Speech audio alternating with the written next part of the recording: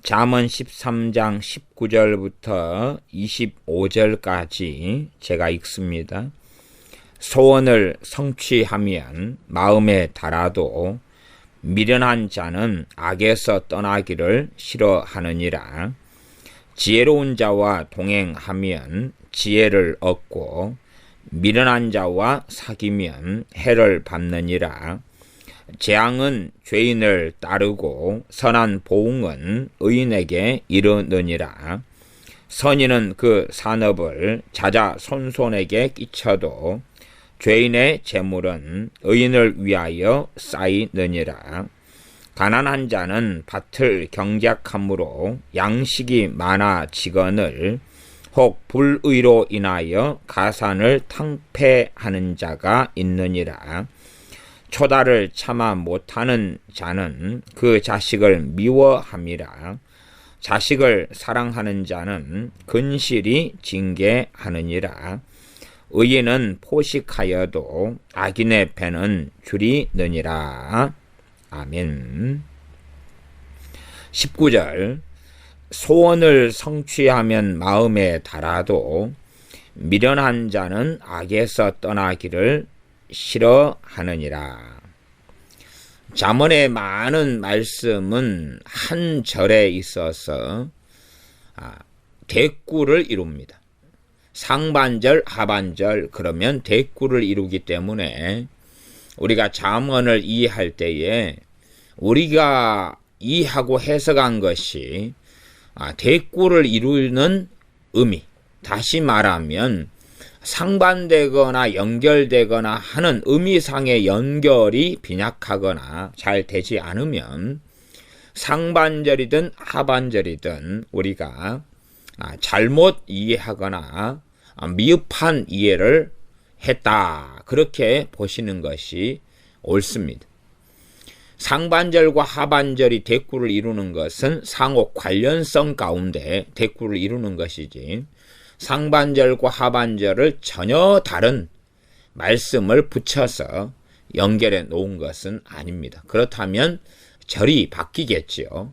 잠언의 절이 바뀌는 것. 그러나 절이 안 바뀌고 한 절의 내용 속에서 마침표가 찍어지지 않았는데 대꾸를 이루는 한 절의 내용 가운데 상반절과 하반절의 내용이 전혀 아무 관련성이 없게 보인다 그러면 전체든지 그 절 전체든지 혹은 상반절이든지 하반절이든지의 이해가 어그러졌다.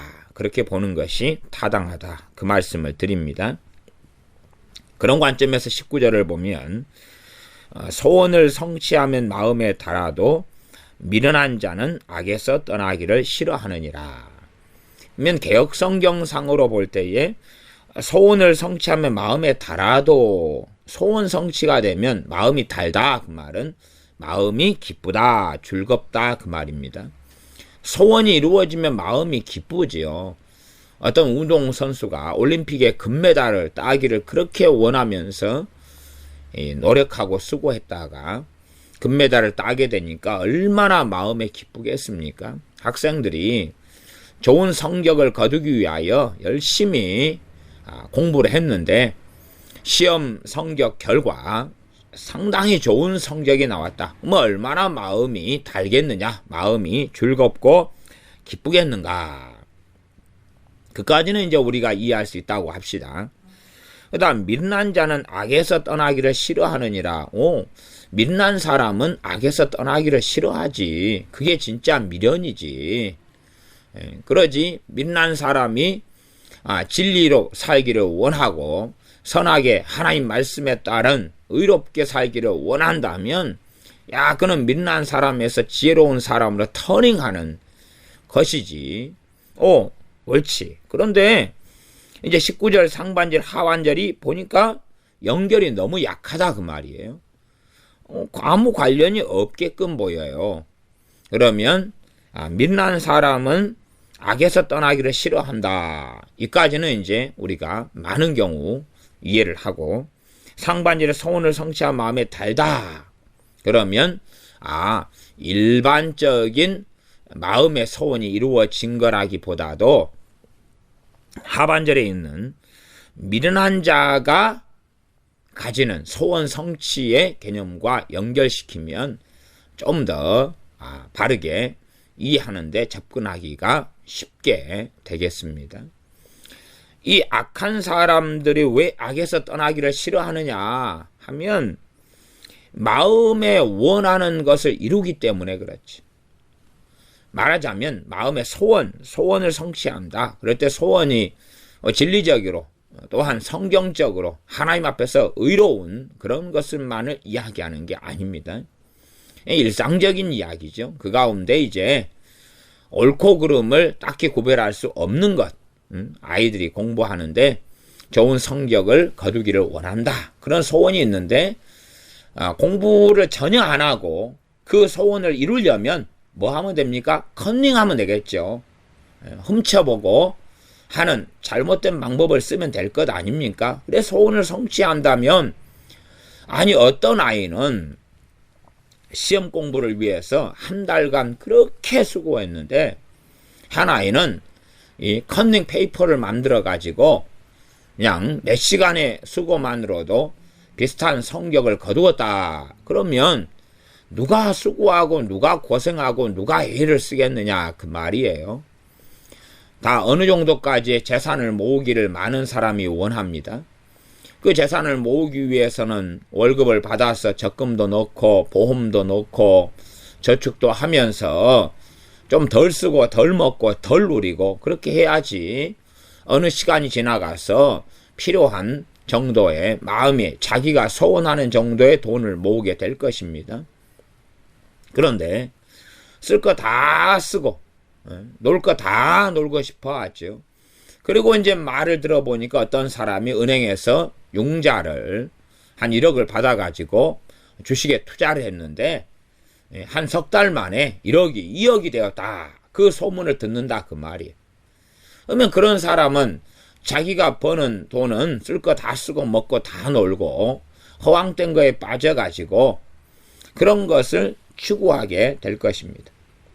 주식 같은 경우야 이제 대부분 열에 9명 이상이 패가망신을 하는 게 일반적이기 때문에 더 심하게 말하면 수십 명의 하나 정도 제외하고는 그렇게 돈을 버는 사람이 개미 투자자는 사실상 거의 없기 때문에 허황된 것을 듣고 그리고 그 길을 따르려 하지만 쉽지 않을 겁니다. 그러나 세상적인 지혜, 죄된 지혜, 세상의 방법으로는 얼마든지 마음의 소원을 이루는 길이 있다는 사실입니다. 마음의 소원을 이루면 마음이 기쁘고 즐겁다. 그러면 내가 이쁜 여자와 시간을 보내고 싶다. 그러면 돈을 가지고 어디로 가면 됩니까? 나이트클럽에 가면 되죠.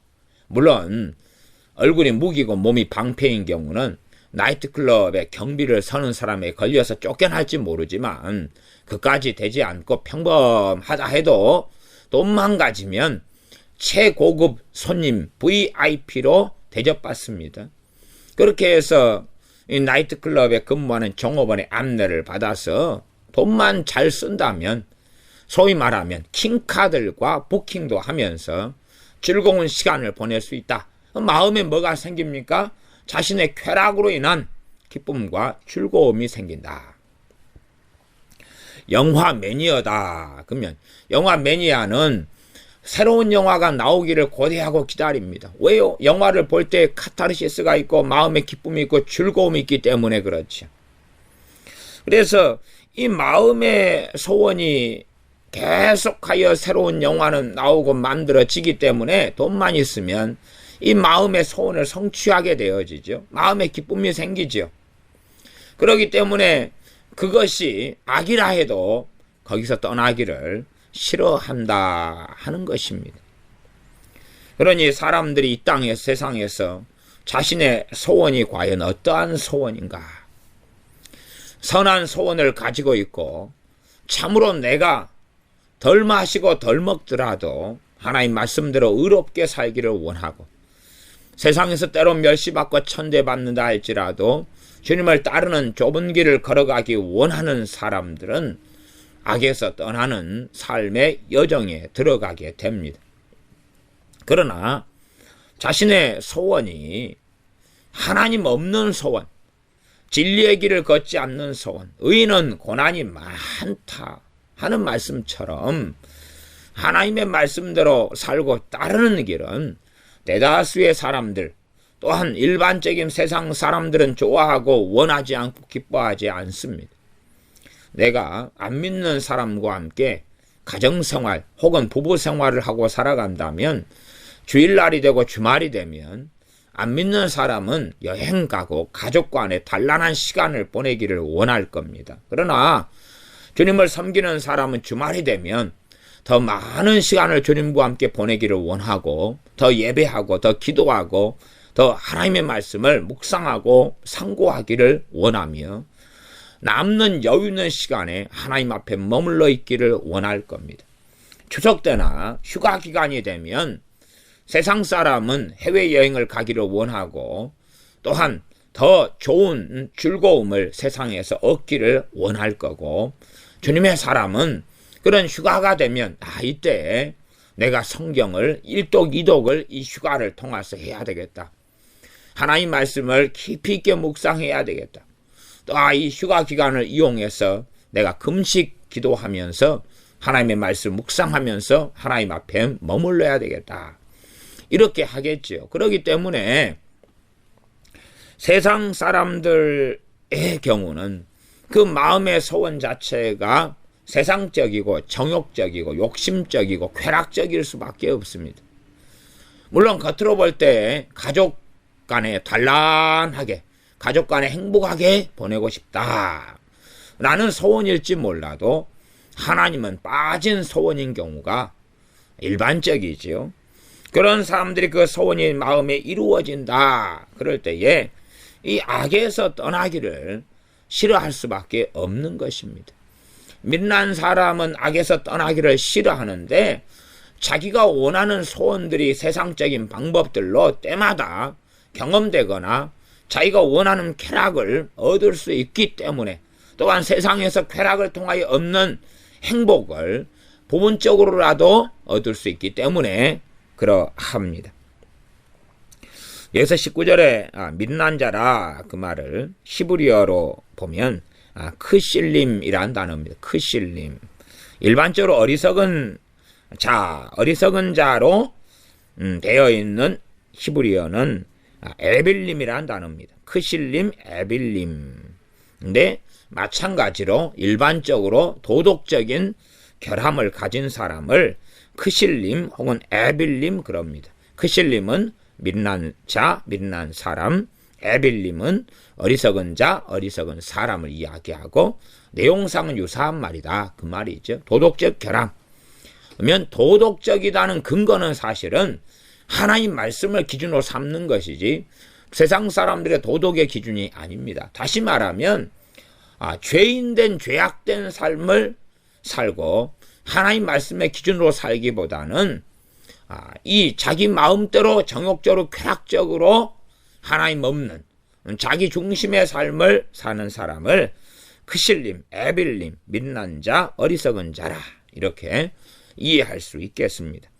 이러한 믿는 자는 악에서 떠나기를 싫어한다. 그러니 사실은 이 믿는 사람하고 우리가 산다면 함께 믿는 길을 걷게 되어집니다. 그래서 단순하게는 믿는 사람은 믿지 않는 자와 함께 멍에를 매지 말라. 그래서 믿는 사람은 믿는 사람과 동역을 이루고 믿는 사람과 교제를 가지고 믿는 사람과 사귀고 믿는 사람과 결혼하고 단순한 의미로 이해하는 것을 잠언을 보면 훨씬 더 넘어섭니다. 단순하게 믿는 사람, 잠언의 대상은 믿는 사람들, 하나님 백성 가운데 지혜로운 자와 믿는 자를 이야기하고 있다는 사실입니다. 그렇기 때문에 믿는 자는 단지 불신자다 하는 이해를 가지면 곤란합니다. 그래서 예수님을 믿는 사람인데도 정말로 하나님을 경외하는 것에 무관심한 사람들, 우리 주 예수님을 닮아가는 것에 무관심한 사람들, 기도하는 것을 신경 쓰지 않는 사람들, 기도하기 싫어하는 사람들, 주님을 믿는 사람들이다 함에도 불구하고 더 깊이 있게 더 많이 하나님께 나아가는 것, 이게 기도하는 거라, 주의 말씀을 상고하고 예배하는 거라, 그러면 일단 기도라고 우리가 생각해 본다면, 기도 생활을 안 하고 있음에도 불구하고 자기는 아무런 마음의 꺼림이 없다, 그런 사람들도 상당수가 있습니다. 기도 생활하는 것에 관심이 없는 거예요. 또한 기도 생활을 안 하는 것에 자기 마음에 그것 때문에 고민이나 번뇌 자체가 없는 거예요. 그냥 무관심이에요. 무관심. 소위 말하면 나는 기도에 사명이 없다, 그럼 끝나는 것이에요. 그런 자기 변명과 합리화를 받아들이면서 나는 기도하는 부류가 아니야. 성경에 66권의 하나님의 사람, 진정한 하나님의 사람 치고 기도를 깊이 있게, 기도를 꾸준히 끊임없이 하지 않는 사람은 없었다는 사실입니다. 다시 말하면 진정한 하나님의 사람들은 다 본질적으로 기도의 사람들이었습니다. 그렇기 때문에 이 믿는 사람이 믿는 사람이라 하는데 믿는 사람이다, 그러면 그 사람은 1년 365일 하나님 말씀을 깊이 있게 아는 것에 전형적인 믿는 사람이다, 그러면 관심이 없습니다. 관심이 없어. 그래도 자기는 편안한 거예요. 평안한 거. 왜요?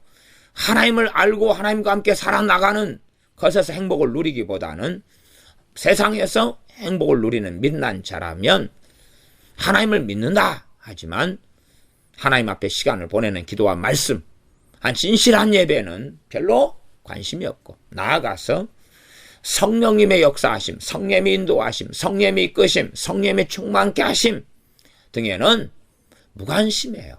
성령님의 인도하심 이야기하면 신비적이다, 이렇게도 생각해 버립니다. 뭐 그런 것이 뭐 어디에 있는가, 그렇게도 해버리고 맙니다. 그러니 진정한 악은 무엇이겠습니까? 하나님 없이 살아가는 삶이 진정한 악입니다. 그러니 세상에 들어가서 하나님 없이 살아가면서 단지 주일날 한두 번 정도 종교적인 생활로 만족하는 것이, 종교적인 생활로 하나님 없는 기도 생활, 자기 본인 자신의 정욕 중심의 기도 생활, 하나님 없는 예배. 그러니 믿는 자들은 악에서 떠나기를 싫어하는 것은 당연한 일이 되겠습니다. 그러니 사실상 믿는 자라고 하나님께서는 말씀하고 계시는 겁니다. 20절입니다. 지혜로운 자와 동행하면 지혜를 얻고 믿는 자와 사귀면 해를 받느니라. 지혜로운 자는 하나님을 경외하는 것이 지혜의 근본이기 때문에 하나님을 경외하는 데서 출발합니다. 그리고 하나님의 말씀과 함께 기도가 균형을 이루면서 주님 앞에 거하여 사는 사람들이 지혜로운 자가 되어지고, 시간이 흘러가면서 점점점 지혜 장성한 사람이 되어지고 주님을 닮아가는 사람이 되어집니다. 믿는 사람, 요즘에는 정말로 믿는 사람이 지혜로운 자가 되기 위하여 어떤 방법을 쓰냐 그러면 하나님의 음성 듣기라는 방법을 쓰는 경우가 아주 많습니다. 진실로 지혜로운 자가 되어져서 하나님과 경외하는 삶을, 하나님을 경외하는 삶을 살아가면서 지혜 장성한 자가 되어지면서 자연스럽게 성령의 음성을 듣게 되어져야 맞는데, 믿는 자로 남아있으면서 어떤 수단, 어떤 방법, 어떤 노하우를 통해서 하나님의 음성을 듣기를 꾀하는 자, 자기는 변화되지 않으면서 단지 어떤 특별한 방식, 방법에 따라서 하나님의 음성을 들을 수 있다고 착각하는 자, 그런 자들이 듣는 음성이란 대개 더러운 귀신의 음성이고, 더러운 귀신의 음성이 광명의 사자처럼, 천사의 음성처럼, 하나님의 음성처럼 그 사람은 인식합니다. 그러니 어떤 사람이 내가 하나님의 음성을 듣고 산다 그러면 최소한 그 사람에게는 객관적인 변화가 있어 와야 한다는 사실, 객관적인 바른 참된 변화, 우리 주 예수 그리스도 주님을 통하여서 있는 객관적인 변화가 있어 오면서 주님의 음성을 듣고 살아간다, 성령의 음성을 듣고 살아간다, 그렇다면 어느 정도의 신뢰성이 있다 그 말이에요. 객관적인 변화. 내가 주님과 가까워졌다. 그전엔 기도 생활이 안 되는데 깊이 되어져 가고 있다. 내 마음 안에 정말로 주님께서 함께 하시는 것을 누리고 있다. 내가 성령님의 충만함이 있어서 성령님의 열매들이 내 안에 나타나고 있다. 최소한은 제가 표현하기로는 되어진다는 표현을 저는 사용합니다. 되어진다. 되게 하려고 발버둥 치는 게 아니라 되어진다. 기도가 되어지고 하나님 말씀의 묵상이 되어지고 또한 분노나 화를 참으려고 애쓰는 게 아니라 분노가 안 나게 되어진다. 내가 겸손하려고 애쓰는 게 아니라 주님 앞에 내가 머물러 있기 때문에 내가 서 있는 자리 또한 나란 사람의 본질을 주님 앞에서 발견하고 알기 때문에 진실한 자기를 볼 수밖에 없기 때문에 주님을 의지하지 않고는 살 수 없다는 사실이죠. 요한복음 15장 말씀에 의하면 나는 포도나무여 너희는 가지다. 너희가 나를 떠나서는 아무것도 할 수 없다. 이게 우리의 본질입니다. 너희는 나를 떠나서는 아무것도 할 수 없다. 이걸 깨닫고 아는 가운데의 삶을 살아가는 것이 진정한 겸손이고 또한 진정한 자기에 대한 하나님 말씀, 주님의 말씀을 통한 바른 자기 이해입니다. 그러나 자신의 능력을 과신하고 자신의 명철과 지혜를 의지하는 사람이란 결국은 미련한 자의 길을 걷는 사람에 불과하게 될 것입니다. 지혜로운 자와 동행하면 지혜를 얻는다. 지혜로운 자는 하나님을 경외하는 사람이고 시간이 흘러가면서 하나님을 알아가고 주님을 닮아가는 사람입니다.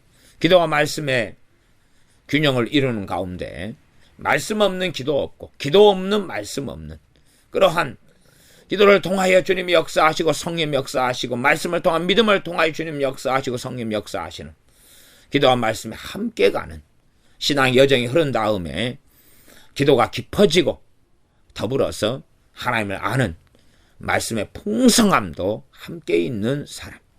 그런 사람이 지혜자고 지혜로운 자이고 주님을 정말로 더 뜨겁게 사랑해 가는 사람. 그런 사람과 동행하면 지혜를 얻는다. 주님을 경외함을 알게 되고 이 땅의 삶에서의 성공이나 평안보다 주님과 함께 살아나가는 기쁨과 즐거움 속에 접어들고 정말로 주님을 아는 것이 주님을 아는 지식이 그 어떤 것보다도 가장 고상함을 알게 되어지며 주님 안에서 참된 배부름과 만족을 얻게 되어지게 될 것입니다. 그러나 미련한 자와 사귀면 해를 받느니라. 사귄다, 교제한다. 그 사람과 미련한 자들과 대화 나누기를 즐겨한다. 그러면 해를 받는다. 미련한 자는 많이 우리의 대다수가 극단적으로 지혜로운 자인가 미련한 자인가 그렇게 말하기는 어려울 것입니다. 그러니 우리는 미련한 자 쪽으로 기울어 가든지 지혜로운 자 쪽으로 기울어 가든지 이런 부분도 많을 거예요. 그러나 어떤 사람은 지혜로운 자일 거고 어떤 사람은 명백히 미련한 자일 것입니다.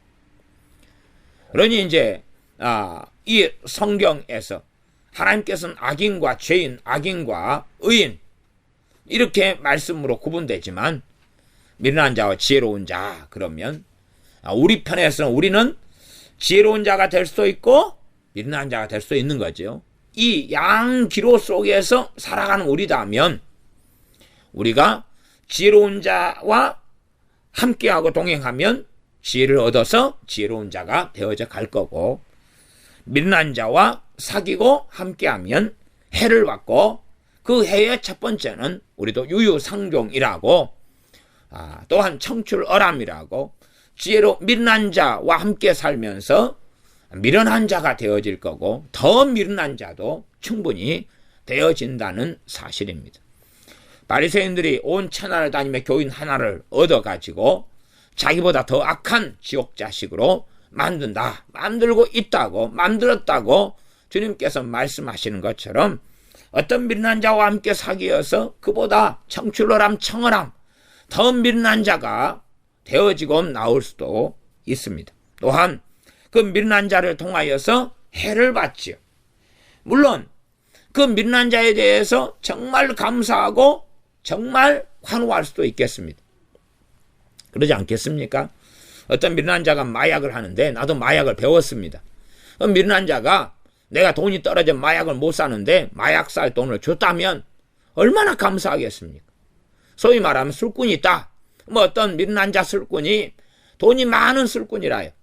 그러면 나는 그 사람의 나도 술을 좋아하는데 그 술꾼의 친구가 되면 그 사람한테 때마다 술을 얻어먹지 않겠습니까? 그러면 해를 받지만 해라고 생각하겠습니까? 은혜라고 생각하겠습니까? 은혜라고 생각하지요. 은혜라고. 그렇기 때문에 미련한 자와 사귀는 것입니다. 저 사람이 옷을 너무 좋아해요. 하나님보다 옷을 너무 좋아해요. 그 사람하고 맨날 쇼핑 다니면 그 사람 돈 있는 사람이다 그러면 나한테도 옷 좀 사줄 것 아니냐 그 말이에요. 그러나 그것을 해로 보지를 않아요. 해를 보지 않고 은혜로 보는 경우가 일반적인 것입니다. 일반적이에요. 그러니 실제적으로 하나님께서는 미련한 자와 사귀면 해를 받는다 그랬는데 사람들이 경험하기로는 그렇게 경험이 안 될 수 있는 게 많다 그 말이. 해를 직접적으로 받는 사람도 있고 왜? 미련한 자는 하나님이 없는 자 또한 믿는다 하나님 백성이라는 명목은 가지고 있으나 실제의 삶은 하나님의 말씀 없는 삶 하나님의 경외함이 없는 삶이기 때문에 온갖 모함도 하고 사기도 치고 거짓말도 하고 이간질도 한다 그 말이에요. 그런 사람과 함께 동행하고 사귀면서 사기도 당하고 이간질도 당하고 비참한 일도 당해요. 그런 해가 있는 반면에 어떤 경우는 그러한 사람이 이제 다른 사람과 함께 하면서 악한 길로 끌고 간다 그 말이에요. 어떤 권사님이 있는데 이분은 점치는 걸 좋아한대. 점치는 걸 좋아하니까 교회에 권사님들과 집사님들을 같이 끌고 가서 자기가 복채를 내준대요. 같이 점치러 가자.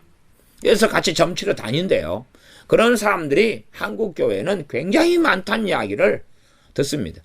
제가 예전에 들었을 때는 설마 했어요. 아이고 말하자면 천에 하나 만에 하나 있는 이야기를 하는 모양이지 생각했는데 시간이 이제 그런 이야기 들은 다음에 10년 20년 흘러가고 보니까 천에 하나 만에 하나가 아니더라고. 이게 열의 몇이 그러더라고. 열의 몇이. 그래서 세상에나 믿는 사람들이 이렇게 점치는 걸 좋아하다니. 뭐 애언기도 받으러 가는 것도 좋아하지만 그거 말고요. 정말로 풍수지리 사주관상 보는 걸 이야기하는 것입니다. 저는 예전에 어떤 전도사님이 있었는데 이 전도사님이 교회 권사님이셨다가 전도사님이 되셨어요. 그래가지고 이제 기도원 사역을 하셨는데 몰랐어요. 네? 그분과 자주 보고 살면서도 몰랐는데 이 양반이 사람들 관상을 봐주고 산다는 것을 몰랐어. 말하자면 이 교역자로서 교인들이 올 때마다 관상을 봐주는 거야. 손금을 봐주고 관상을 봐주는 거야. 근데 그걸 몰랐어요. 이 양반은 치유사역을 했거든요. 치유사역을 했으니까 병이 좀 고쳐지고 그러면서 이제 또 몰래 교인들을 빼돌리고 또 돈을 받아먹고 그런 것도 몰랐어요. 그 다음에 관상 봐주고 손금 봐주면서 산다는 것도 몰랐어요. 몇 년을 감쪽같이 몰랐네요. 가까이 지내면서도. 나중에 지나서 알게 되었어요.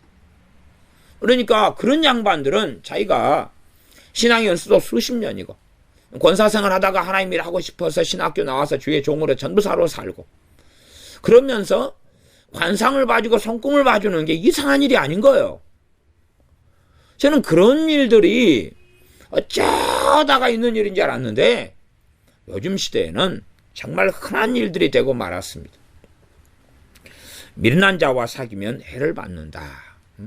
각 사람이 해로 느낄런지 그렇지 않을런지는 각각의 상황마다 다르겠지만 그러나 진실로 미련한 자는 입에서 나오는 것이 하나님은 없습니다. 주님은 없습니다. 물론 종교적으로 하나님만 들먹인다 해서 지혜로운 자가 되는 것은 아니겠죠. 진심에서 나오는 종교성으로 입에 발린 대로 나오는 말이 아니라 믿는 자는 관심이 세상에 있겠지.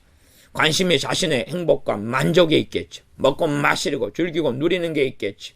믿는 자의 관심, 그가 하나님의 백성이라 할지라도 그의 관심은 자신의 가정이나 단지 자식에게나 아니면 자신의 염려거리 등에나 있겠지요.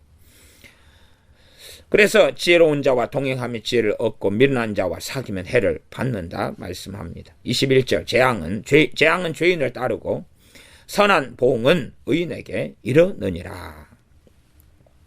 이스라엘 백성들 가운데 죄인이 있었고 의인이 있었습니다.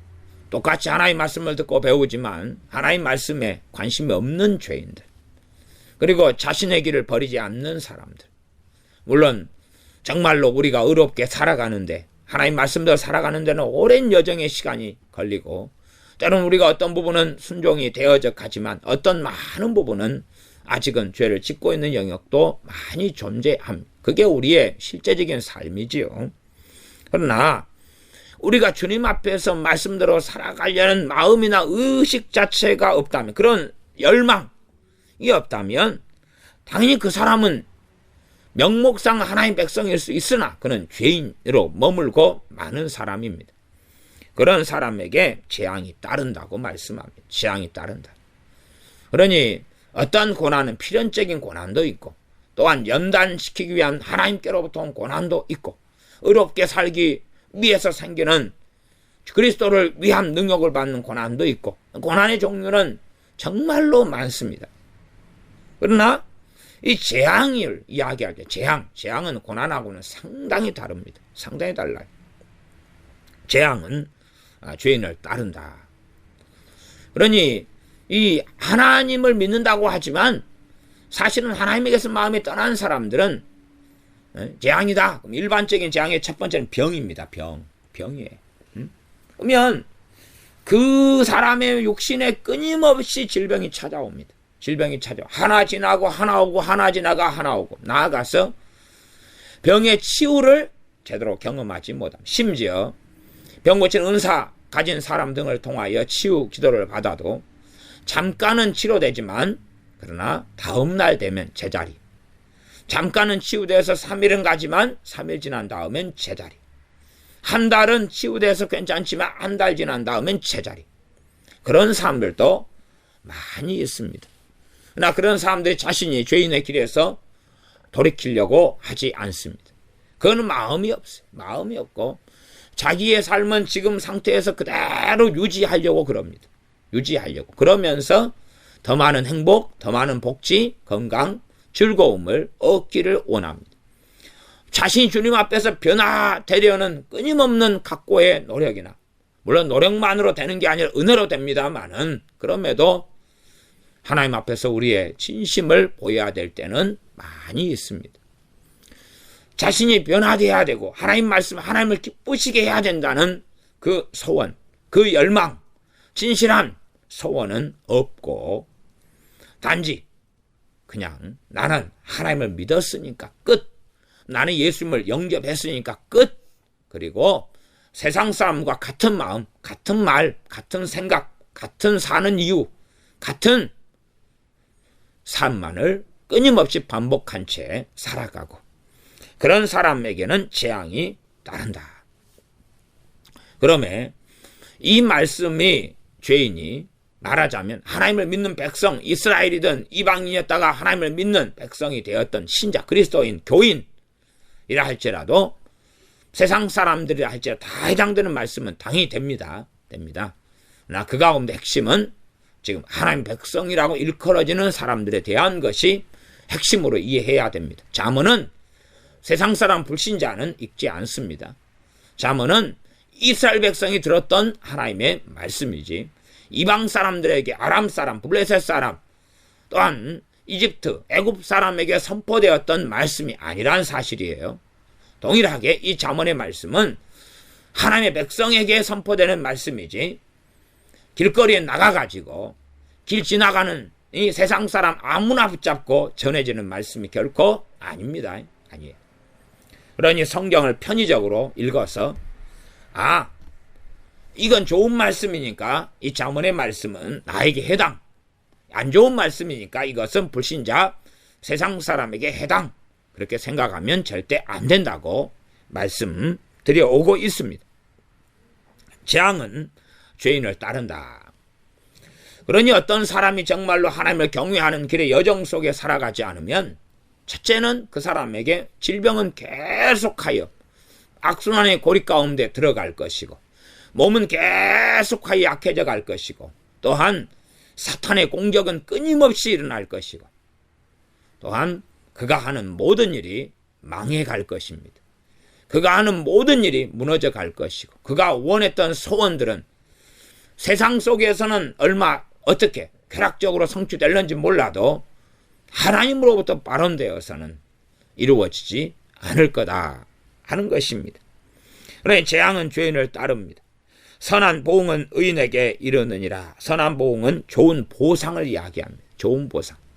선한 보응이니 하나님께로부터는 보답이라는 표현은 좀 그렇죠. 보상. 사실 우리가 뭔가를 받을 사람이 되어서 받는 건 아닙니다.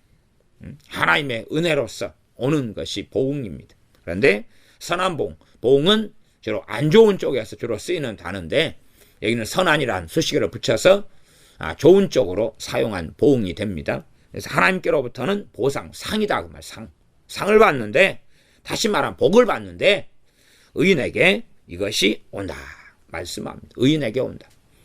이 땅의 삶에 70, 80평생을 사는 나그네 인생에서는 영원한 것은 없습니다. 그러나 주님 안에서는 영원한 것들이 있습니다. 그러한 영원한 것들부터 의인에게 이르게 되겠지. 하나님을 더 깊이 아는 지식과 지혜를 얻게 되고 성령의 역사하심 속에 성령의 인도하심을 더 뚜렷하게 받으며 성령의 음성을 들으며 또한 신령한 성령 은사들을 받고 누리며 주님과 동행하는 삶을 살며 주님 안에 참된 쉼과 안식을 얻으며 때마다 돕는 때를 따듬는 하나님의 은혜를 받고 누리고 살아가는 성경에서 말씀하는 이러한 선한 보응들을 하나님의 사람인 의인은 받고 살아가게 될 것입니다. 22절입니다. 선인은 그 산업을 자자 손손에게 끼쳐도 죄인의 재물은 의인을 위하여 쌓이느니라. 선인은 그 산업을 자자 손손에게 끼친다. 선한 사람은 그 산업을 자자 손손에게 끼친다. 우리의 진정한 산업은 무엇입니까? 이 땅에서의 산업이 이 땅에서의 산업. 내가 하는 가업. 내가 칼국수 집을 했다. 그러니까 자식을 칼국수 요리사로 만들어 가지고 칼국수 사장님으로 만들어서 내가 고깃집을 했다. 자식한테 고깃집을 물려주는 그런 것을 이야기하는 것이 아닐 겁니다. 그 산업, 진실한 이 땅의 하나님의 백성의 산업은 무엇입니까? 진정한 선인은 참된 선은 하나님으로부터만 나오고 참으로 선하신 분은 우리 주님께서는 하나님 한 분밖에 계시지 않다고 선언하신 것처럼 이 선인은 하나님의 사람을 이야기하는데 이 사람은 그 산업을 찾아 손손에게 끼친다. 참된 선인은 자자손손에게 하나님을 경외하는 것을 가리킵니다. 그게 진정한 산업입니다. 이 땅에서 산업이 아니라 그 말이에요. 이 땅의 산업이 아니라. 이 땅에서는 청소부도 하나님의 사람일 수 있고 회사의 대기업체의 CEO도 하나님의 사람일 수 있어요. 대통령도 하나님의 사람 될 수가 있고 국회의원도 될 수가 있고 아니면 가정주부도 될 수가 있고 어린이집 교사도 될 수가 있고 다 될 수가 있는 거예요. 그러면 이 세상적인 관점으로 보면 어린이집 교사는 원장 빼놓고는 딱히 별로 저는 좋은 직업으로 보지는 않습니다. 세상적인 관점입니다. 너무나 월급도 적고 또한 불임받는 일도 많고 환경이 열악하기 때문에 자주 바뀌고 잘리고 그만두고 하는 일이 많습니다. 그러면 그런 굉장히 열악하다. 아니면 편의점 알바 직원도 선인이 되고 하나님의 사람을 살 수 있어요. 그러면 편의점 알바 직원이 자자손손에 그 산업을 끼치니까 그냥 자손 만 대에 걸쳐서 편의점 알바만 하게 만든다. 그럼 곤란하겠죠. 붕어빵 굽는다. 하나님의 사람을 살아가는 사람이 있어요. 그러면 자자손손 붕어빵만 굽게 한다. 그러면 곤란하죠. 그러지 이 땅에서 부자고 아주 성공하고 회사를 가지고 있고 자자손손 그런 걸 끼치고 싶어 할 수는 있다 그 말이에요. 그런 이러한 산업의 의미를 세상적으로 이해해서는 곤란해요. 진정한 산업, 영원한 산업, 영구한 산업에 대한 걸로 이해하는 게 바람직하다 그렇게 보입니다. 나아가 이제 하반절 죄인의 재물은 의인을 위하여 쌓이느니라. 이 재물은 문자 그대로 이 땅에서 재물로 저는 이해하고 봅니다. 그러면 이 죄인의 재물은 의인을 위하여 쌓인다. 선인은 그 진정한 산업, 하나님을 경외하고 섬기는 것, 하나님의 사람을 살아가는 것, 하나님을 영광스럽게 하는 것을 정기기적 사명을 통하여 자녀에게 잘 가르치죠. 선인은 많지 않습니다. 디모데전서 등을 통해 볼 때에 주의 종의 자격 가운데 하나가 자녀를 순종하는 자녀. 누구에게 순종이겠습니까? 자기에게요? 폭군이 되어서? 아니겠죠. 하나님께 순종이죠. 참으로 하나님께 순종하는 자녀로 만드는 거지 부모의 말이면 껌뻑 죽는 사람이 무슨 가치가 있겠습니까? 하나님의 말씀에 껌뻑 죽는 사람이죠. 진정으로 자녀를 순종케 자녀를 했어야 하는 사람이 주의 종의 자격을 갖춘 거다. 하나님께 순종이죠. 하나님께 순종. 진실한 건 그렇습니다. 어찌됐든 그렇게 해서 자자손손이 하나님의 말씀, 하나님을 경외하는 것, 진정한 이 땅에서 이 나그네 인생에 주신 하나님의 산업이 후대까지도 하나님을 경외하는 것이, 주님을 닮아가는 것이, 주님을 위하여 살아가는 것이 전파되어져 갑니다. 그러니 자자손손 끼치게 되죠. 그 산업이. 그래서 자손들이 계속하여 구원을 받습니다. 계속하여. 올 100%는 될 수가 없겠죠. 그러나 계속하여 가문, 집안, 후대, 3대, 4대, 5대, 6대, 7대, 10대, 12대, 15대 계속하여 구원받는 자손들이 많아지죠. 그러나 죄인이 이 땅에 살아가는 것은 재물을 위하여 살아가죠. 이 땅에 사는 세상 사람들은 재물을 위하여 살아가요. 죄인은 재물을 위하여 살아가요. 그것이 자기 인생에서 최고 많이 추구하는 거예요. 재물이. 그래서 일반적으로 결혼한 부부라도 많은 사람이 돈 때문에 이혼하고 헤어집니다. 돈 때문에. 왜? 사랑이 이것저것 갖춰졌을 때는 뜨거운 열렬한 사랑을 할 수 있을지 몰라도 이것저것 사라지고 없어지고 나면 그런 사랑이란 별 가치가 없는 것을 알기 때문에 그래요. 배부를 때야 사랑 좋지요. 석 달 열을 굶으면서도 사랑이 얼마 가능하냐 그 말이에요. 사람의 인간 사이에서 남녀 간의 사랑 등도 실제로 우리가 경험하는 것, 주님 안에서의 사랑이 아니다면 그렇게 힘도 없고 그렇게 별 볼 일이 없습니다. 거기에는 영구한 가치 자체가 없다는 사실입니다. 죄인은 그 재물을 막 모으고 이 재물이 영원할 것처럼 생각되는데 의인을 위하여 쌓이느니라. 어느 때가 되면 하나님께서 하나님의 사람들에게 돌아가게 해버린다. 그런 말씀도 합니다. 저는 이 마지막 세대를 살아가면서 부의 대이동 그런 건 전혀 싫어합니다. 말이 되지 않는 소리다. 그래서 이런 말씀을 그런 식으로 사업에 기름 부은 부의 대이동 있다는 소리로 쓰는 것은 아주 탐탁치 않아 합니다. 어쨌든 그럼에도 불구하고 이 의인이 하나님 앞에 살아간다면 그가 필요로 하는 것들이 죄인들이 쌓은 재물에서 충분히 오게 하는 것이 하나님의 살아계신 역사다 하는 사실이니 믿지 않는 사람은 얼마나 돈이 자신의 인생의 최고의 가치 여기고 살아왔는데 한순간에 사라지고 없어지고 하나님의 사람들이 그것을 가져가는 것을 볼 때에 얼마나 허망하겠는가. 물론 그런 것을 다 못 보고 죽는 사람도 많을 겁니다. 23절 가난한 자는 밭을 경작함으로 양식이 많아지거늘 혹 불의로 인하여 가산을 탕폐하는 자가 있느니라. 이 19절 하고 비슷하게 23절도 개혁성경이나 개정개혁판으로 본다면 상반절과 하반절이 전혀 의미가 관련이 없게끔 보입니다. 다시 여러분 읽어보십시오. 가난한 자는 밭을 경작함으로 양식이 많아진다. 이까지는 우리가 이해합니다. 그 다음에 하반절. 혹 불의로 인하여 가산을 탕폐하는 자가, 탕폐는 탕진하는 것이죠. 탕진하는 자가 있느니라. 하반절도 이해합니다. 그러나 이것이 한 절로 연결되어져 있는 것은 연결점이 없습니다. 그러니 이제 둘 중에 하나나 둘 중에 둘이나 잘못 번역됐거나 잘못 이해됐거나 해석되었다. 그렇게 볼 수밖에 없다 그 말이에요. 그래서 요즘 번역본 가운데 우리말 성경이나 새번역 성경의 번역을 제가 읽어드리면 이런 의미가 좀 더 맞겠구나 하는 것을 아실 수 있겠습니다. 가난한 자는 밭을 경작함으로 양식이 많아지거늘. 가난한 자가 이제 밭을 부지런히 이제 막 땅을 가니까 풍년이 들어가지고 많아지는데, 우리말은 하반절을 그렇게 번역합니다. 공의가 사라지면 그것은 사라지고 만다.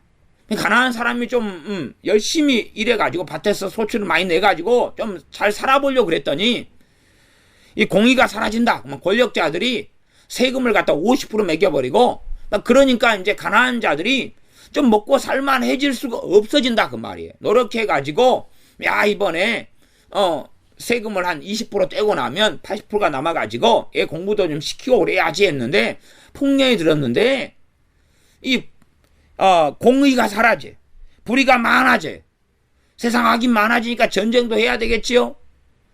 다른 데서 저기 이번에 풍년 들었다며 빼앗아야 되겠다. 권력자들이 이 마을 사람도 이번에 돈 좀 만졌네. 그러면 세금을 50% 내라. 이렇게 해버리면 이제 이 모든 것이 무용지물이 된다. 그런 해석이 우리말 성경이고, 새번역 성경의 하반절은 불의가 판을 치면 그에게 돌아갈 몫이 없다. 이게 가난한 사람이 열심히 수고해가지고 소출을 많이 냈는데 불의가 판을 치니까 이것들이 다 사라지고 만다. 이렇게 되면 자연스러운 상반절과 하반절이 연결되는 번역이 됩니다. 그래서 저는 우리말 성경이나 새번역 성경의 23절의 번역을 선호합니다. 다 이제 원어를 가지고 다 번역한 거예요. 이게 성경 원어, 히브리어 원어에서 같이 해서 번역한 거지, 그러지 서로 다르게 쓰는 원전을 가진 게 아니라 그 말이에요. 물론 이제 사본들은 많이 있지만 아무리 사본들이 많아도요, 이 사본들의 오차 범위가 거의 없어요. 사람들 극단적으로 하지만 사본들의 오차 범위가 없어요.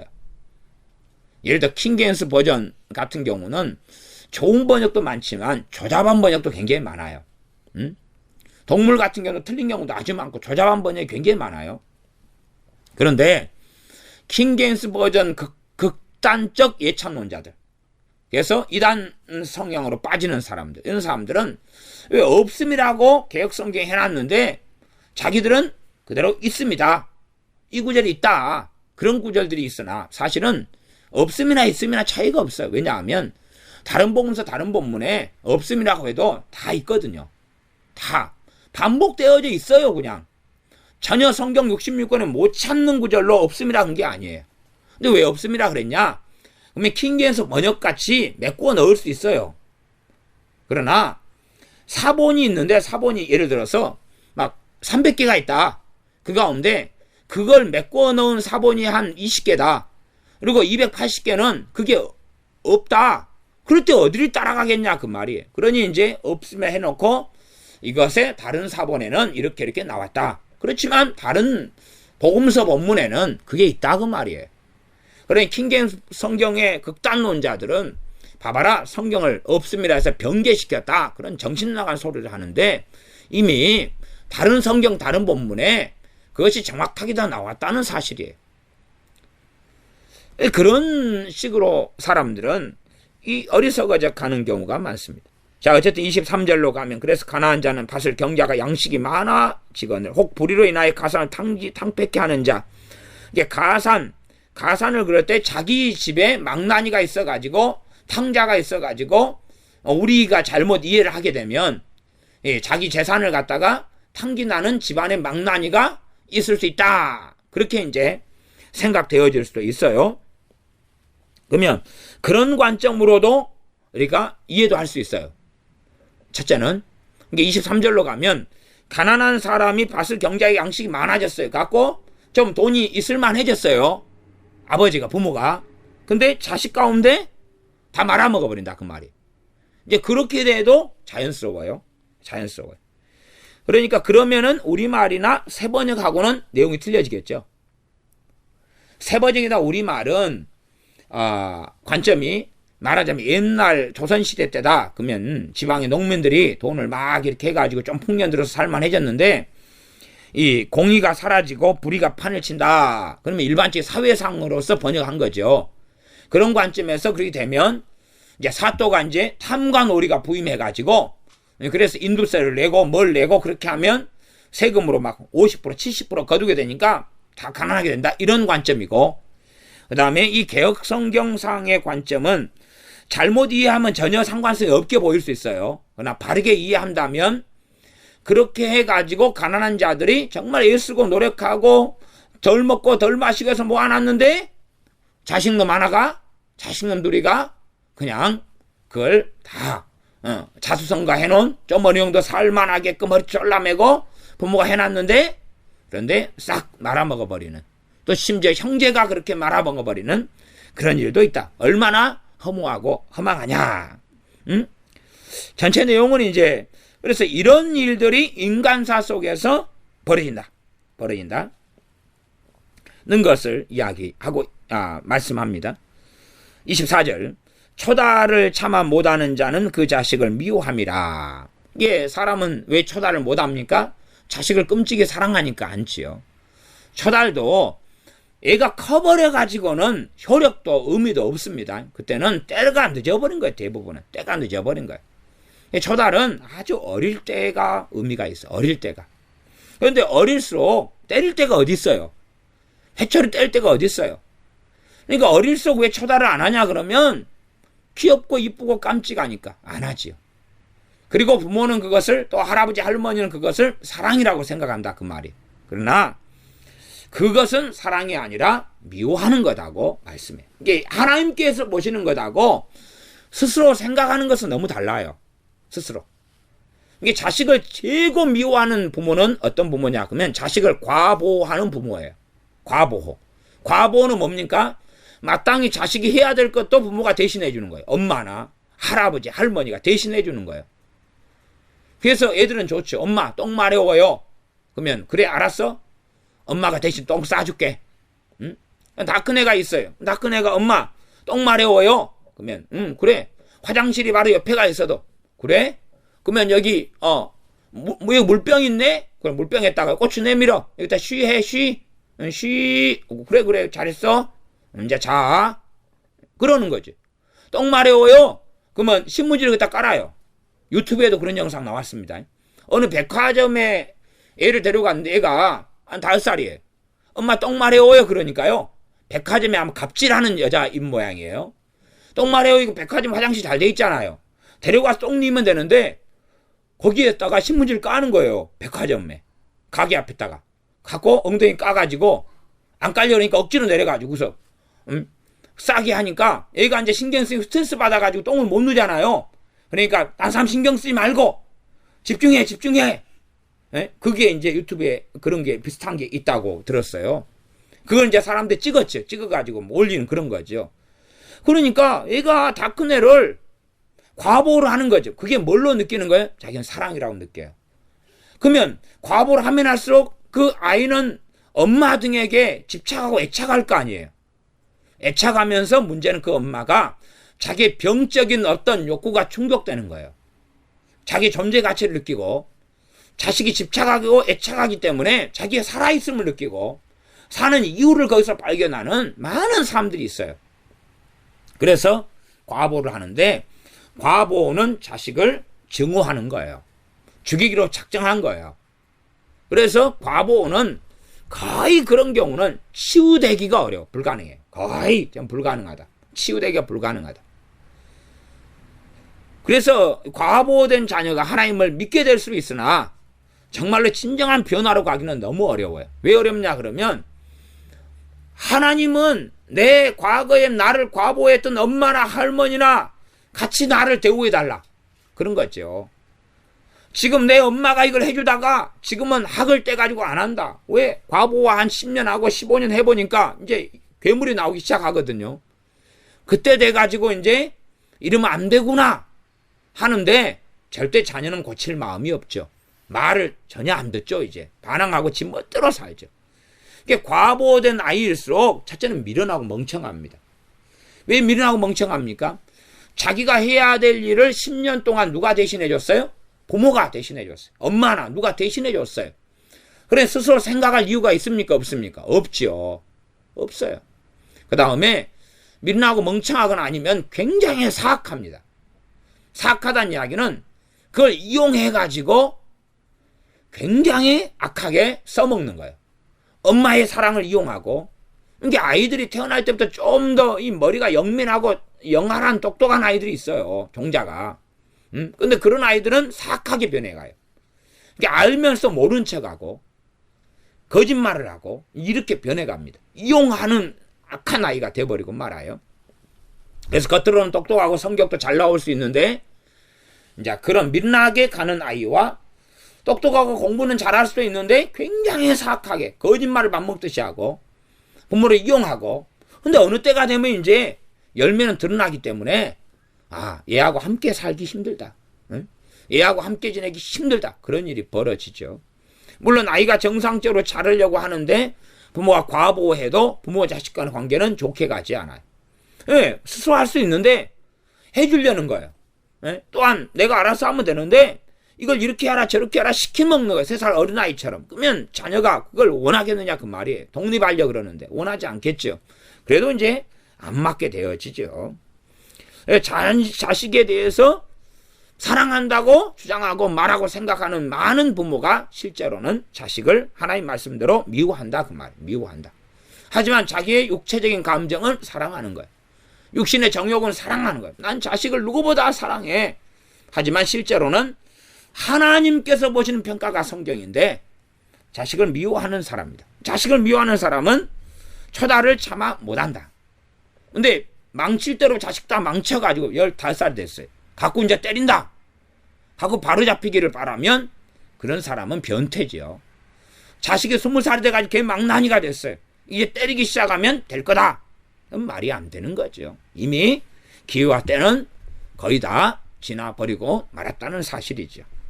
그래서 초다를 채찍질하고 회초리로 때리는 건데 초다를 참아 못하는 자는 회초리를 아끼는 사람은 아끼는 것은 그 자식을 미워함이라 이렇게도 번역합니다. 이어서 자식을 사랑하는 자는 근실히 징계하느니라. 근실히 근면하게 성실하게 꾸준히 자식을 징계한다. 잘못된 것을 바로잡는 것을 꾸준히 한다. 한 번, 두 번 하고 그치는 게 아니라 3번, 4번 하고 그치는 게 아니라 꾸준히 한다 그 말이. 예, 어릴 때의 떡잎이 6까지 가거든. 3살 버릇 8까지 간다. 그때가 중요한 거예요. 어릴 때 거짓말을 바로잡아 놨느냐? 어릴 때란 이야기는 초등학교 들어가기 전까지를 이야기합니다. 초등학교 들어가기 전까지. 유치원 때까지. 그때까지 기본 인성을 준비해야 돼요. 기본 인성을. 거짓말 하는가 안 하는가. 그거 다 확인해야 돼요. 어릴 때에서 보기가 쉽잖아요. 보면서도 그냥 하하 웃고 지나가 버리면 안 되는 거예요. 웃고 지나가 버리면. 그건 안 되는 것입니다. 최근에 우리 교회 꼬맹이 하나가 대놓고 거짓말을 했어요. 대놓고 거짓말을 해도 어른들 보기에는 귀엽고 이쁠 수 있다고 말이에요. 아무렇지도 않고 이쁠 수 있어요. 제가 애들한테 개미를 먹으면 힘이 세진다 그랬어요. 힘이 세진다 그랬어요. 그랬더니 이제 그래 애들이 어쨌든 좀 순수하니까 그럼 나도 개미를 먹어야 하지. 그리고 제가 개미 먹는 막 욕구를 꼬매들한테 막 불러일으켜 놨어요. 그랬더니 애들이 한밤중에 개미를 먹으러 나갔어요. 교회 애들이 개미를 먹으러 나갔어요. 개미를 많이 먹고 왔다는 거예요. 제가 물어봤어요. 많이 먹었어? 예. 애들이 이제 여러 명이 그래. 여러 명이 많이 먹었다고. 몇 마리 먹었어? 2마리. 2마리 먹이 많이 먹은 거예요. 또 다음 날도 또 애들이 또 개미 먹으러 나갔어요. 부모들이 저한테 이제 목사님이 개미가 맛있다 그래가지고 애들이 개미만 먹으러 나가요. 좀 말려주세요. 그래서 진짜요? 그렇게 많이 먹었어요? 야, 그럼 개미 좀 그만 먹어라 이제. 너무 힘 세지면 안 된다. 가구가 부서지고 막 문제가 벌어진다. 그날도 많이 먹으니까 2마리. 4마리밖에 못 먹었더라고요. 그래서 제가 그걸 듣고 허허, 야, 4마리가 개미냐? 에? 목사님이 어릴 때는 그냥 개미궁 앞에 기다리고 있다가 개미가 한 마리 나오면 집어먹고 한 마리 나오면 집어먹고 언제까지 나오나 보자고 5시간 1시간 나오는데 다 집어먹고 짝대기를 꼽아가지고 짝대기를 한참 넣어놓으면은 그러면 개미들 달라붙으면 그걸로 후루루 입으로 다 그냥 먹고 그랬는데 겨우 4마리 가지고 그러니까 어떤 애가 나는 100마리도 먹었다 1000마리도 먹었다 거짓말이죠. 예. 그러니까 그렇게 거짓말 하는 거예요. 유치원 아이 꼬맹이들이. 그러니까 그런 것을 사실은 그런 게 드러나 버린다 그 말이에요. 그러나 꼬마가 이 꼬맹이가 유치원 다니는 애가 나는 100마리 1000마리도 먹었다 그럴 때 얼마나 귀여워요. 싸듬어줄 수 있단 말이에요. 오 그래? 인정해주고 그러면 안 된다 그 말이에요. 그게 안 된다 그 말. 그러니까 아이들이 하는 거짓말은 어른 눈으로는 뻔히 보이니까 훨씬 귀엽게 보이는 게 있어요. 이 아이니까 가능하지라고 생각하는데 그때부터 이 거짓말은 뿌리를 내려버리고 말아요.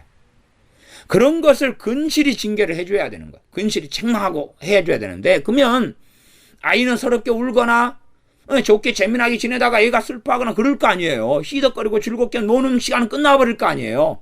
어른도 그건 싫은 거예요. 애한테 미움받으니까.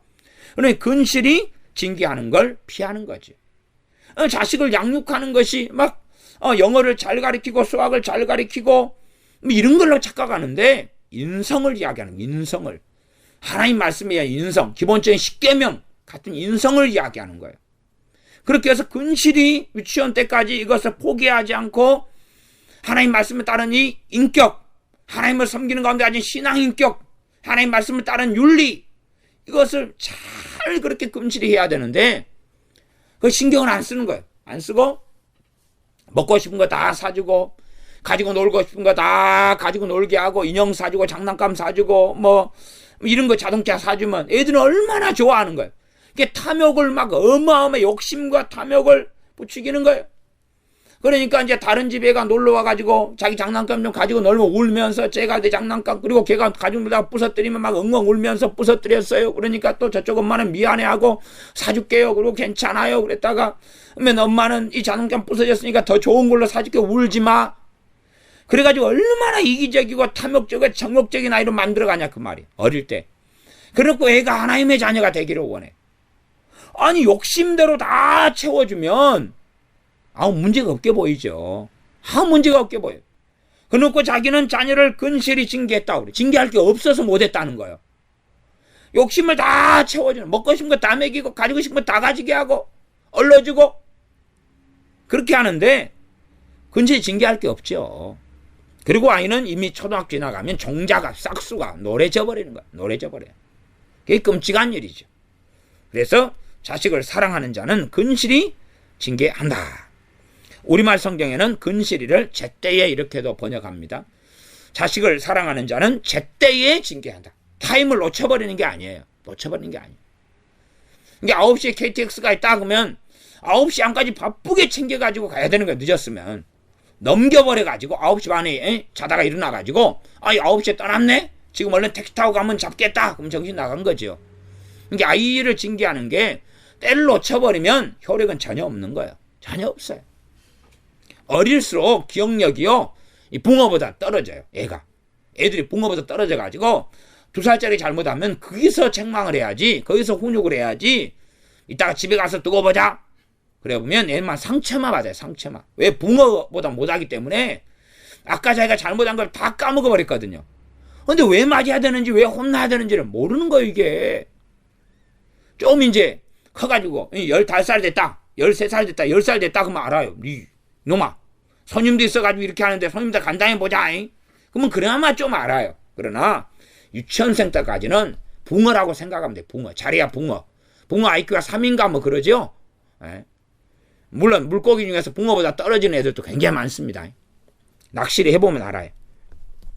25절입니다. 의인은 포식하여도 악인의 배는 줄이느니라. 의인은 배가 부르다. 제가 지난번 말씀에서 의인들만 부패해가고 의인들만 배부르게 배 터지게 음식 먹느냐? 그게 아니니까. 사도 바울 같은 경우는 얼마나 굶주리게 얼마나 고난당하면서 복음을 전했는지 우리가 성경을 통해 압니다. 그러니 포식한다는 것은 실상은 산상수훈으로 이야기하면 의에 줄이고 목마른 자가 배부름을 얻는다 하는 말씀처럼 그렇게 하나님으로부터 하나님과 관계 속에서 포식이 거예요. 하나님 관계 속에서 하나님 말씀으로 배부르고 하나님의 평강을 누리고 성령의 열매가 나타나고 성령 충만한 가운데 살고 하나님과 동행하며 하나님의 음성을 듣고 살아가는 사람이 의인이에요. 의인 누굽니까? 하나님께 순종하며 하나님을 경외하며 말씀에 따라 사는 사람이 말씀이 최우선의 가치가 되고 사는 이유가 되고 하나님을 섬겨 사는 게 가장 중요한 게 되는 사람들이죠. 그러나 악인은 배는 줄인다.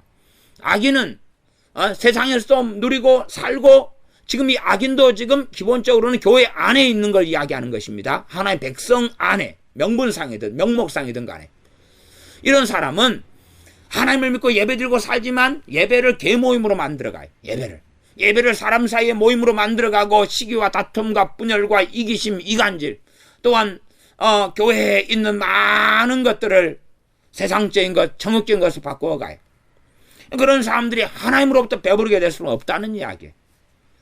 제가 예전에 어느 교회에 있다가 그 교회를 나온 적이 있는데 그 이유 중에 하나는 뭐냐 하면 청년들이 토요일날 청년의 모임을 가지고 청년의 모임만 가지면 이제 끝나고 맥주집을 가는 거예요. 호프집을 가가지고 술을 마시는 거예요. 청년 예배를 마치고.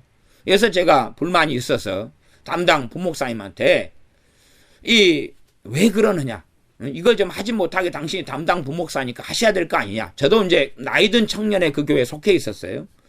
그러니까 그 부목사님 오히려 거꾸로 화를 내면서 회장이 하는 대로 순종해라. 네가 뭔데? 그래서 교회를 나왔어요. 당신들하고는 가는 게 틀리다. 그때 회장이 아마 그 담임 목사님 아들이었던가 기였던가 아니었던가 제 기억은 그럽니다. 그러나 이제 함께 담임 목사님 아들도 지금은 이제 수십 년 흘러가지고 그 아들이 지금 그 교회 담임 목사님 이제 은퇴하고 그 아들이 적어도 규모가 좀 몇백 명 되는 교회인데 아들이 지금 이제 이어가지고 목사가 돼서 목회를 합니다. 하여튼 어쨌든 그렇게 하나님께 예배를 드리면서 예배 끝나고 야 남녀 모여가지고 호프집 얼마나 좋은가 그리고 막 치킨 먹고 치맥이었겠죠. 치킨하고 맥주. 콜맥도 좋아요. 콜맥도. 모르는 사람은 모르지만 콜하고 맥주도 궁합이 맞아요. 치킨하고 맥주만 맞는 게 아니에요. 어쨌든 걔네들은 치맥을 먹으면서 좋아서 희당 나가고 맥주 마시고 이게 지금 시대의 교회의 모습이다. 이렇게 희덕거리고 사는 건데 그런 자들이 하나님 앞에서 배가 부를 수 있겠느냐? 배가 부를 수 없다는 사실. 그러니 악인의 배는 이 악인은 사실은 교회 안에 있는데 하나님에게서 믿는 자라고 하는데 무관심한 거예요. 이 세상 사람이 악하게 살아서 악인도 되지만 세상 사람이 일반적으로 하나님께 무관심한 건 당연한 것입니다. 그러지 않습니까? 세상 사람 하나님 없는 사람이 하나님 말씀에 관심을 가지는 게 이상한 거죠. 하나님 부르시는 거죠. 그러나 교회 안에 악인은 뭐냐? 그러면 하나님께 무관심해요. 예배 한 번 드리는 것은 만족해요. 하나님 말씀에 무관심해요. 하나님 아는 것에 무관심해요. 하나님을 섬겨 기도하는 것은 무관심해요. 성령 충만하게 사는 것은 무관심해요. 하나님의 뜻에 무관심해요. 아무 관심이 없어요. 기도를 통하여 하나님을 이용하고 하나님께 원하는 걸 받기만을 원하는 것. 그게 사실은 악인이지, 악인. 그런 사람들이 자기의 만족, 자기의 배를 채우려 하지만 하나님께서는 그들을 줄이게 하신다는 말씀입니다. 기도하겠습니다.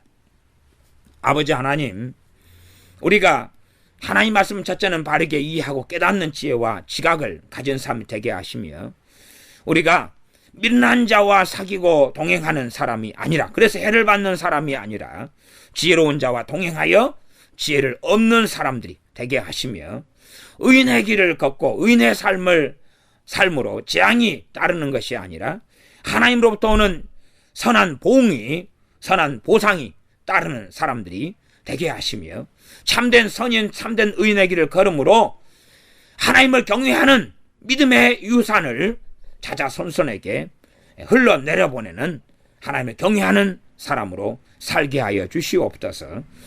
자식을 사랑한다고 하면서 육적인 사랑에서 머물러서 하나님 말씀 양육하지 않고 차마 초달을 하지 못하는, 실제로 자식을 미워하는 어리석은 부모들이 아니라 근실히 제때에 꾸준하게 성실하게 자식을 사랑하여 징계하여 하나님의 자녀로 양육하는 그런 부모 또한 그런 의인의 길을 걷게 도와주시옵소서. 우리 주 예수님의 이름으로 기도하옵나이다. 아멘.